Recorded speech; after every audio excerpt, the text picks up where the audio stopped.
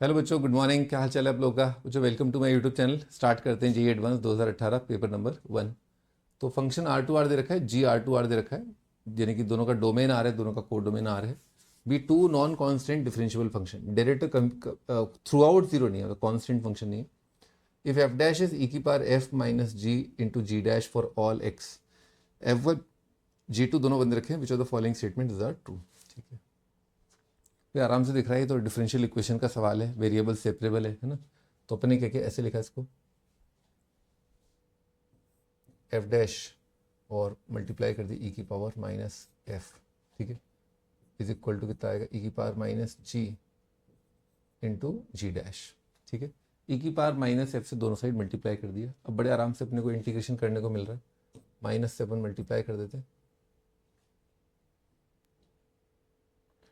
तो ई की power Y, ई की पावर वाई डी वाई है ना। ई की पावर वाई का इंटीग्रेशन क्या आएगा, ई की पावर वाई, और यहाँ पर आ जाएगा ई की पावर माइनस जी प्लस कॉन्स्टेंट आ जाएगा।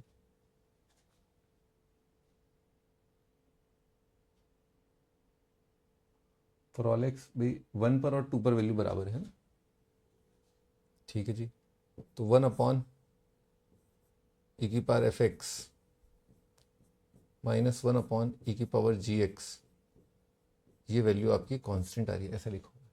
इसने बोला एक्स की जगह 1 रखो, खैर जी1 नहीं पता है, एक्स की जगह 2 रखो, फिर f2 नहीं पता है, पर कोई बात नहीं, रखते हैं अपन।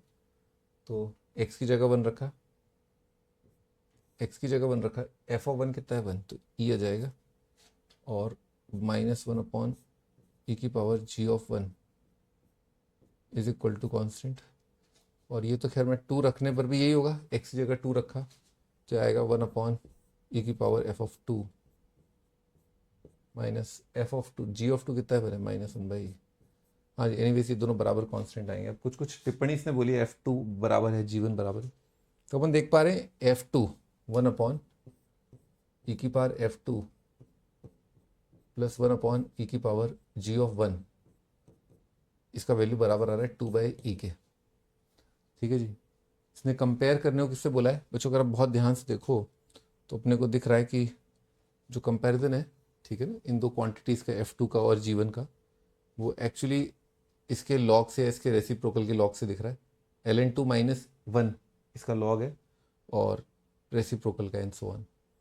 तो अपन ये बोल सकते हैं कि ये दोनों नंबर क्या होंगे, पॉजिटिव होंगे, क्योंकि ई की पावर है तो पॉजिटिव होगा। तो ये नंबर है ना, इंडिविजुअली ये नंबर और ये नंबर, दोनों नंबर 2 बाई ई से कम है। ठीक है, तो नंबर 2 बाई ई से कम है, तो 1 अपॉन ई की power f of 2 is less than 2 by, इसका रेसिप्रोकल ले लेते हैं,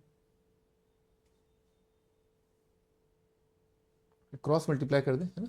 ई बाई 2 इज लेस देन ई की पावर एफ ऑफ 2, है ना, लॉग ले लिया, तो 1 माइनस ln2 एफ ऑफ 2, है ना, लॉग लोगे ई की पावर एक्स का कितना आ जाएगा, एक्स आ जाएगा, तो ई की पावर एफ ऑफ 2 का लॉग आएगा एफ ऑफ 2, तो एफ ऑफ 2 कितना होगा, greater than 1 minus ln2। F of 2 greater है 1 माइनस ln2, ये ऑप्शन सही है, ऑटोमेटिकली गलत हो जाएगा। सेम बात, क्योंकि ये भी, उस पर भी वही कंडीशन लगाएंगे, सब सेम रहेगा, तो ग्रेटर देन आएगा, जी ऑफ 1 ग्रेटर देन। तो बी और सी ऑप्शन आ रहा है, एक बार चेक कर लेते हैं।